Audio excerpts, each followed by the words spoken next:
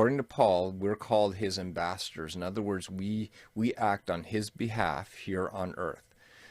So instead of questioning our motives, I think we need to question God's motives. Ladies and gentlemen, welcome to Questions and Almost Answers, the Bible podcast where statistically we might get it right if we answer or come up with an answer, but that depends because the questions that we answer or try to answer are difficult. We like to tackle topics about God and life, and how do we look at Scripture in these things. And today we're talking about something that the Bible seems to instruct, but it instructs in a couple different ways. The question that we're going to be discussing today is giving. Greg, what do you know about giving? It's definitely something that is foundational to being a Christian. And so much so that immediately after Jesus died, was buried, and rose again, and the first believers started to meet, what they just spontaneously did is started to generously give to meet each other's needs. They started sharing. People who were wealthy and had extra gave to those that were in need, and there was this equality that kind of was the marker of the early church, where people were extremely generous, like going above and beyond what we would think would be even reasonable. And the reason for that is because the one that they loved, that they trusted, had just given his all, right? Yeah. And so even though he was rich, he became poor for us, and he gave us his riches, and he took on himself our poverty. And that was their fundamental understanding of God. And so because of that, they emulated that in the way that they lived. And so generosity is like right at the center of what it is for us to be followers of Jesus. Now, the exact question that was submitted to us is, well, it's about giving. And I think, from my understanding, it comes from, what is our role? Or maybe what should our mindset be about this? The exact question we received was giving. Are we giving so that we can be kind? Or are we giving so that we can be obedient to the instruction about it? And I think that I can understand why there would be questioning with either of these because, well, Greg, sometimes I don't want to give, or sometimes I actually don't feel like I have the means to give. So what do I make of this? Because what if, I'm just trying to get by myself and, well, I guess I gotta give away my food now. Right. And what comes to my mind is sometimes in our house we'll get some snacks in the evening, and we'll go to our local convenience store, and I'll also pick something out. And then when we get home, like if somebody wants to take the snack like that you picked out and that like you're planning on eating yourself, it's like, oh, I probably should share, but I really don't want to, right? I got that for me. That's right. If you'd wanted more, we could have bought more, right? Like so, Yeah. there's always we're human. There's always these struggles that we have, and motives is always tricky. Like, if I don't want to do the right thing, but I do it, was it really right? You know what I mean? Like those type of thoughts we can all really struggle with. But with this one, I maybe we don't need to overthink it. Like, if we think of it this way, this is the way my brain works, is God has included us in his family, in his kingdom. And according to Paul, we're called his ambassadors. In other words, we act on his behalf here on earth. So instead of questioning our motives, I think we need to question God's motives. Like, what is his motive in this?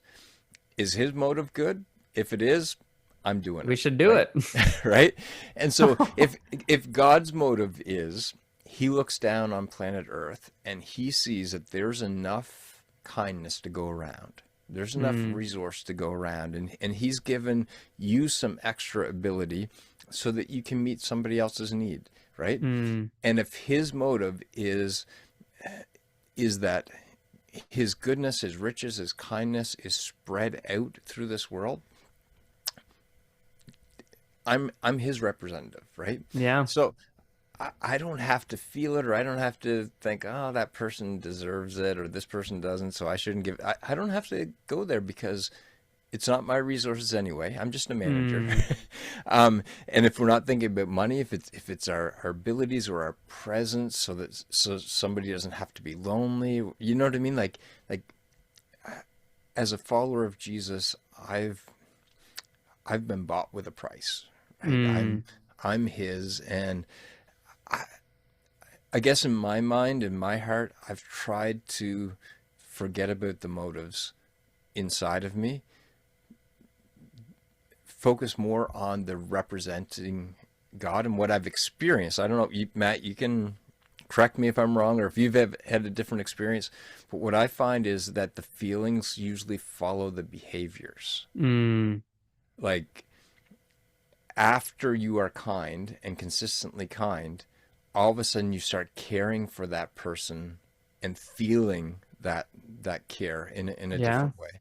Um, with generosity, like if you start, for example, supporting maybe it's a child in another country that's in need, and so you're giving, and all of a sudden you start caring more about that country, and there's a news thing that comes up about that country, and you care more, right? Your motives and your feelings tend to follow your kindness, Mm, and so I think that's why we're instructed to be kind, not to feel kind, yeah. to be generous, not to feel generous, right? That's Because the fascinating. feelings follow.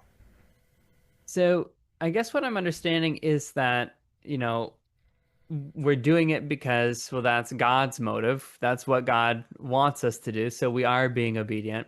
Mhm. But then, like, in that obedience, how it presents is kindness.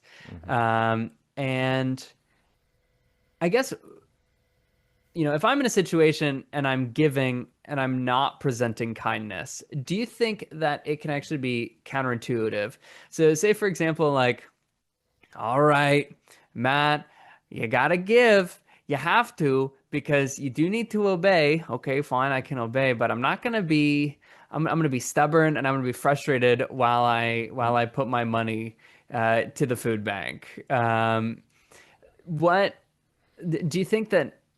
Well, I guess what do you think in that situation? Do you think, sometimes when we are stuck to our motives and we do think, oh, I'm doing this to be obedient. Uh, what, I guess, what do we make of that? Well, a couple things. One, um, for example, Paul in 2 Corinthians 9 makes it very clear that we shouldn't feel pressured into kindness, into generosity, or into those things. And so, in my mind, I think it's helpful to understand that God is not demanding this of us. He's inviting us into the very culture of God. Hmm. He's inviting us into a way of living and thinking that is different than this world. And Hmm. so if we see it as an invitation to be conformed into the image of Christ, to be Right. um, again a faithful representative, to actually be given a, it's almost like giving a place of prominence in his kingdom, right? Like that's what Hmm. we're being invited into, because the greatest is the one who becomes the least. The one with the most riches is the one that gives the most, right? That's the kingdom that we live in. Hmm. So see it as a privilege and an opportunity, not a threat or a is something that we're pressured into, because frankly, like, you don't need to give. Like there's a story in the early part of the New Testament where people were being very generous, and then there's a couple that kind of schemed of a way to Maybe look we'll look really generous, good if we but we give won't really. too. We're gonna say we gave everything, but we really aren't. And and Peter in that story tells them, you didn't have to give anything. Mm, Like you could have kept that. There's why are you lying, basically? Like why mm, are you struggling with this? You could have totally kept that field that you rightfully owned for yourself, right? So there's not a demand put on us. There's an invitation given to us mm. with great meaning that comes to us when we understand it correctly, and it's a real privilege. Yeah. And well, I guess I could think of so many more examples similar to, the story in Acts, just of Jesus preaching on, hey, so when you give, maybe even make it a secret from others. If those motives of maybe Mm. looking good in front of people or um, trying to do it for some kind of status, then do it in secret. Make sure that maybe you don't even know. No, Yeah. but yeah, it's fascinating. Yeah, and And I think it's really tied back into the big commandment that we're given as Christians to love others the way that we have been loved. And it's like Jesus talked about loving your enemies, and the idea of loving there is doing acts of kindness, right? mm, It's not feeling something towards others. Like you're not going to feel an emotional connection and love towards your enemy, right? mm, But you can do acts of kindness. You can pray for them, pray for God's blessing on them. You can do those things.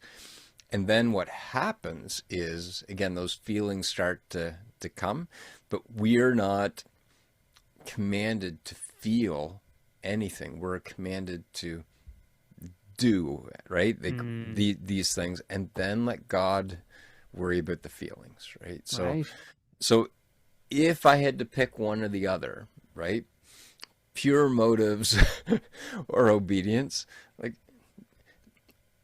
just be obedient and watch your motives adjust, right? Right. Because it's really hard to go the other way around. Like the Yeah. old saying, don't put the cart before the horse.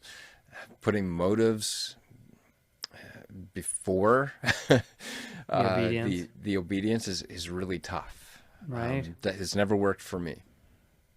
And I think that, well, for myself, I've found that in situations where either I need to be kind to someone that really frustrates me, or I know that it is right for me to give, and I'm finding it difficult. Um, I've found that praying is a very good practice, and a way I think to change my behavior. Hmm. I've found that I think the more that I pray for political figures and the more that I pray for my enemies, the less I joke about them and the more I start to, be concerned and care for. I'm not perfect. I do still make jokes, but Hmm. I try to make them better. But prayer can be a very good thing in that too. But Greg, any more thoughts on giving today? No, I think you just go right back to well, we talked about this beforehand when it comes to, should you be kind or obedient? Like just yes, like Yeah, just do just it. do it. Yeah. That's Yep. awesome. Thank you so much for watching this episode of Questions and Almost Answers. Please subscribe to check out our next episode. Greg, should we spoil what the topic is?